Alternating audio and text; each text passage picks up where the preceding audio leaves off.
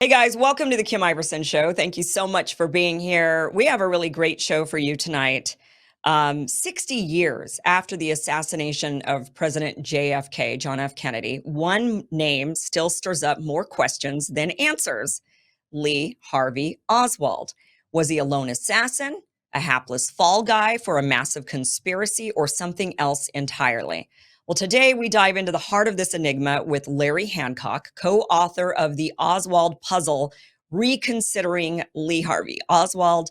Larry is no stranger to unraveling historical mysteries. With formal training in history and cultural anthropology and decades of research into Cold War history and national security, Larry has authored over a dozen books on covert operations, political assassinations, and government cover-ups. His works, such as Someone Would Have Talked and Tipping Point, have made him a respected voice amongst historians and researchers. Known as a document geek, Larry's meticulous research and access to declassified records make his insights both credible and captivating. And in his latest book, Larry, alongside his co-author, David Boylan, it re-examines Oswald's life, motives, and the massive conspiracy theories surrounding the JFK assassination. They uncover startling new angles and explore how Oswald may have been manipulated by fervent anti-Castro activists in 1963. So let's crack this puzzle. Larry, welcome to the show. Thank you so much for being here. Thanks, Kim. It's great to be here. Okay, Lee Harvey Oswald. Um, I was skimming through your book. It's really detailed, going very heavy into Oswald's life. Um, Tell us, before we get into this conversation, tell us, did he do it? Do you think he did it? What do you think? He did not know, he did not do it, and did not understand what had happened. Really? Okay. So, What evidence do you have that makes you believe that he was not the person behind this? That he didn't kill JFK? well, the first part is that after the decades of investigation and looking at the forensics evidence, all the material that was presented to show that he was the shooter, the lone shooter, we now understand how poor that evidence is, and the fact that almost any part of it could be challenged in court. Uh, we can see all of the holes in the Warren Commission inquiry, the evidentiary holes, the mistakes that were made. Literally, what we can see now is that in court, all of the chain of evidence material could be challenged against Oswald. Essentially, what we find is that within 24 hours of the assassination, an order was issued within the FBI to make a case against Oswald as the lone gunman, no conspiracy, nothing else involved, and that's what they proceeded to do. So everything that follows from that, unfortunately, becomes questionable. Uh, Yeah. Oswald was into a lens, let's put it that way. What um do you think that he was so you think he didn't even know what had happened? Like he wasn't involved in the conspiracy whatsoever? Right? He thought something else was going to happen that day. One of the things that's plagued us is his behavior that day is anomalous. It's not his normal behavior, so it requires an explanation. So that's one of the things we tackle in the book. Uh, Something was going on with Oswald. It just was not shooting JFK. Okay. So let's get into his past a little bit. So the people that are watching this that say, oh, okay, Oswald did it. We all know he did it. Uh, and these are all just crackpot conspiracy theories. Well, first, actually, before we get into his life a bit and some of the things that don't make sense, were you the latest trove of documents that have been released from the JFK assassination?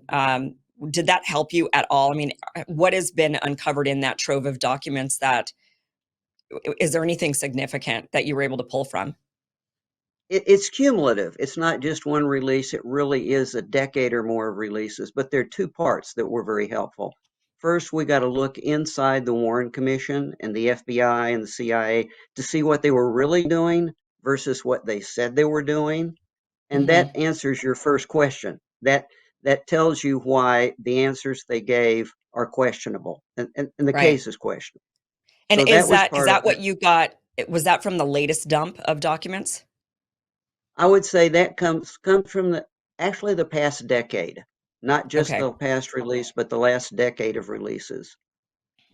The Okay. second part of that is we can see we got enough documents from the CIA in particular to see how involved the CIA was with Oswald, and the fact that there were already operations going on with Oswald that they were forced to cover up and obfuscate. So that was the second part of the releases that really helped, was from the Okay. CIA documentation. How many documents are we still missing? We're missing, probably that we know of, something on the order of 10,000. 10,000 Of those, pages. there are probably three or 400 that are really critical. That Wow. some have actually been challenged in court several times, and they're not only being withheld, they're being withheld in court. Hmm. Do you think Trump is going to release those documents? That's still an open question. He had a chance to do it before, and he Yeah. didn't do it. He said he was going to do it before, he didn't do it. One of the real difficult parts is if the CIA claims national security, is he really going to override a national security claim, which they've been registering in court? That's hard to say. Yeah. Except if the national security, I mean, if the perpetrators behind the JFK assassination are domestic perpetrators, like if it was CIA or, I mean, then the national security would be. I mean, it seems like we'd want to know that because then we're not that secure. We've been infiltrated, right? We've been taken And over, that's the real problem, because those are the documents that we want. That, right? for example, one document that we know of is the CIA itself investigated whether its Cuban exile surrogates and its people were involved. We've got the document showing they investigated it. We can't get the document of what they found. So Yeah. that goes along with what you're saying, Kim. It's sort of like, who would release that if it's really there or if it still exists? Hmm. Yeah.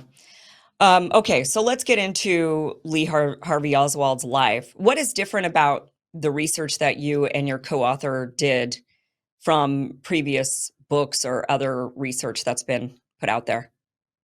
We went to a lot of new research from people that actually knew Oswald. I mean, he did have friends. One of the striking things that you see is he wasn't a loner. He wasn't antisocial. You know, he had two children. He had a wife. He had proposed to multiple women. He had a social life with people that he agreed with. It kind of takes me back to the 60s. You know, he was an activist. You Hmm. could argue with an activist or you could be friends with an activist, but he wasn't asocial or even antisocial. And one of the things that really shows up in his own writing, Kim, is he was very much opposed to racial inequality, uh, to employment inequality, to basically an activist position on, social and civil rights. And so Hmm. he's left behind a lot of writings that didn't get brought forward because they didn't match the profile of a lone nut, violent, aggressive person.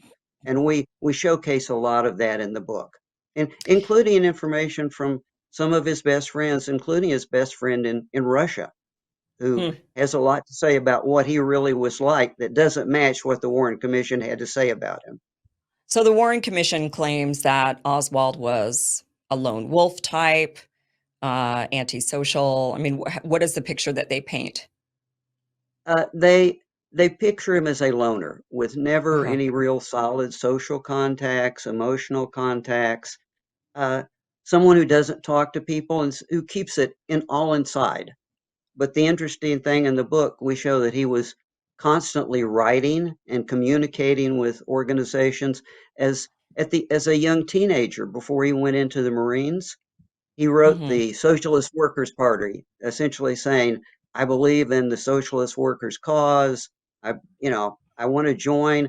And by the way, is there a youth group? And if there's not, can I organize one?" It's kind of like, wait Hmm. a minute, this is not a loner. He wants to organize his own group. Yeah. Okay, so let's get into his history then, because I have some questions about that. Was he truly pro-Soviet when he defected to Russia? Did he mean that? Let's kind of get into some of that. What was what was where did he come from? And was he a dumb guy? Was he tell us about his background a little bit. He came from a very chaotic home environment. His mother separated early. She had multiple children in the military, all over the place. She kept moving around. I think she moved around, half a dozen times through his teenage years. So he was constantly in different schools. Worse yet, she moved from New Orleans to New York City. So suddenly we have this young, you know, 12-year-old, very, vulnerable age, exposed Hmm. with a Southern accent and Southern clothing in a New York City school system, and everybody's making fun of him. But Hmm. he didn't become violent. What he did was become a truant. And so there was a pattern of truancy when he was involved in situations that were uncomfortable. But when Hmm. he was told by a truant officer that's kind of like either you straighten up and fly right and go back to school or something's going to happen, he went back to school. His grades improved. He measured 118 on an IQ test. So this Which is puts him not at what? What does that mean? That's not genius level, but it's high normal Okay. level. Very, as a matter of fact, when he was in the Marines, to really get a feel for that, he was so well read and so well studied that he would debate with his officers. And we have officer testimony from one of his officers who was a graduate of a very prestigious Eastern school in political science, that Oswald could match him in talking about geopolitics and wasn't afraid to do so. And it like Hmm. embarrassed the officer in front of the troops, an uncomfortable thing. But Oswald enjoyed that sort of thing. It would Oswald was not bashful. What Oswald believed, he talked about it, and it didn't matter. So then he goes into the Marines. Why did he go into the Marines? According to he himself, he by that time he was back in Texas. Another move back in Texas.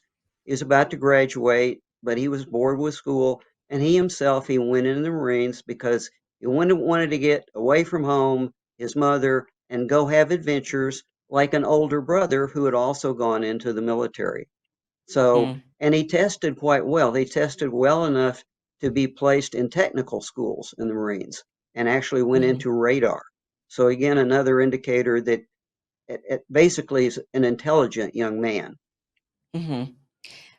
What is he painted like in the from the Warren Commission or the media? In these last 60 years, do they say he's a bright person that's read, well read the way that you're describing? They leave that out entirely. It's a matter of cherry picking. I mean, they Uh had an huh. image that they needed to project. So even though the interesting thing is, even though the FBI collected that kind of information, took depositions from his Marines and so on and so forth, that is in the appendices to the Warren Commission. It's not up front in their report where they characterize him. So Hmm. even though the data was collected for a full profile, that's not what they did. So he goes into the Marines. So I want to kind of go over some of the inconsistencies that um, I think the big one is the defection to Russia. And then after, and this was during the Cold War. So he defects to Russia. At what point in his military career, and what does that even mean to really defect, like in the way that Yeah. he supposedly defected? Okay. In Japan. It really started in Japan. He was stationed overseas in Japan, started having a pretty active social life, dating, which he had not done in high school or before. Uh, but as again, a Marine officer said, he's not your normal Marine. All his guys in barracks with him are concerned about, the bars and just the bars. Oswald goes to the bars, Oswald dates, but he starts talking politics, especially to young Japanese students who are socialist, who are quite liberal, and Hmm. he gets interested in that. So he starts asking himself, where can he see what they're talking about? And they're talking about Russia. That's post World War II. There's still Russia has a big influence in Japan. Uh, Becomes interested in Russia, starts studying Russian, and actually at that point in time, he has some trouble. He does drink times. He gets busted. He buys a pistol. He loses a stripe. He has some trouble. And one of the things that's a constant for Oswald is he's easily bored. He was bored in school. He gets bored in the Marines, and he starts Hmm. looking overseas. He actually registers in a college in Switzerland to go to a liberal college and study political science, those sorts of things. He wants to explore another adventure. But to answer your question, what really happens is he gets an early release because his mother has an injury. He gets out of the Marines like almost a year earlier than when he was supposed to go to the college. And instead, we Hmm. find him in Russia. That's that's when he starts using his Russian and goes to Russia with a visa, a tourist visa, gets to Russia, and the first thing he tells his in-tourist guide is, "Oh, by the way, I don't want just a tour. I want to become a Russian citizen." Uh, this is not well received. Actually, they call him in and tell him, "Look, here's your ticket for the train out of Russia. You know, when your visa is expired, we want you gone. We even paid for the train ticket." Okay. Um, so so then he goes to the American embassy and says, "Well, okay, I want to become a Russian citizen." And he says things they don't want to hear, and Oswald is happy to do that. It's kind of like, "Okay, I want to stay here." He never legally defected. He never completed the paperwork to defect. What he did then, and Oswald, like, he could be spontaneous.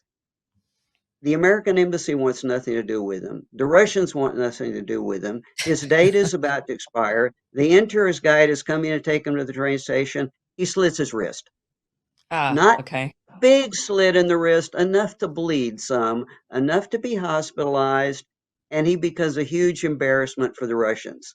We've got an American ex-Marine who wants to live in Russia, and he wants to live here so desperately. He's done this. What do we do? And we now have all the documentation from within the Russian government that says essentially that. It's like, we just can't kick this guy out. This would not be good PR. We didn't do any big PR when he showed up, but that would be a bad look for us. So they didn't give him citizenship. He's still an American citizen. They let him stay. They gave him a factory job. He wanted to go to college. He got a factory job. So he goes to Minsk in Belarus and goes into a factory job. And for the next 2 years, he has a life inside Russia. He makes friends, starts dating. One of the things we do in the book is show pictures from Russia that probably shock most people because that's a Lee Oswald they've never seen. And they Hmm. didn't see in the Warren Commission. Lee Oswald with a girl in a bikini on a beach does not match Lee Oswald with a gun in the backyard. This Yeah. not good. So he proposes, dates, proposes. First proposal's turned down. Second proposal accepted. He gets married. So he's married and living in Russia, and frankly, again, gets bored. A few marital problems. A baby comes. Few marital problems, and he wants to go back to the U.S. The U.S. doesn't want him.